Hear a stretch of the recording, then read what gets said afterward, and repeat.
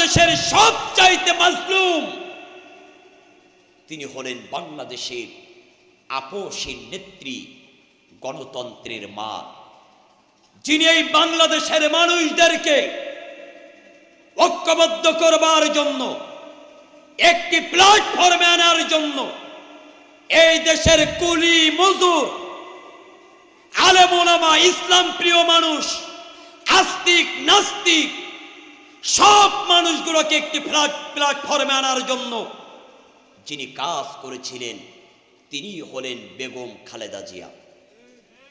মানুষগুলোকে ঐক্যবদ্ধ করবার জন্য আজকের তিনি হাসপাতালের বেডে মুমূর্ষু অবস্থায় রয়েছেন, মৃত্যু শয্যায় রয়েছেন।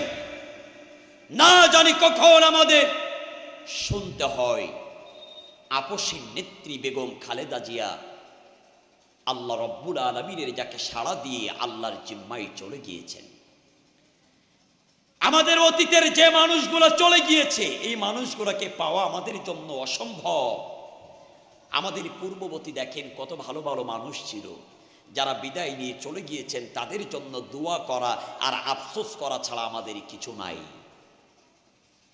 আমার এই বাংলাদেশে দুইজন মহিলা শাসন করেছেন, একজন হলেন সাবেক প্রধানমন্ত্রী শেখ হাসিনা, আর একজন হলেন সাবেক প্রধানমন্ত্রী বেগম খালেদা জিয়া।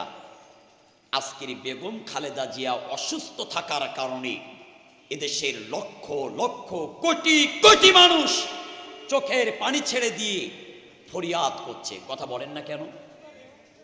চোখের পানি ছেড়ে দিয়ে তার জন্য দোয়া করছে। আর একজন মানুষের ফাঁসির দাবিতে আন্দোলন করছে। আমার বলার উদ্দেশ্য হলো, এমন জীবন করিবে গঠন, মরিলে হাসিবে তুমি, কাঁদিবে ভবন। এমন জীবন করিবেন না যে আপনি মারা যাওয়ার পরে মানুষ ইন্নালিল্লাহ পড়ার বদলে আলহামদুলিল্লাহ পড়ে। দুনিয়াতে কিছু ভালো কাজ করবেন, এমন কাজ করেন যেন মারা যাওয়ার পরে বলে অমুক ব্যক্তি ভালো ছিল। এটা করার দরকার আছে না?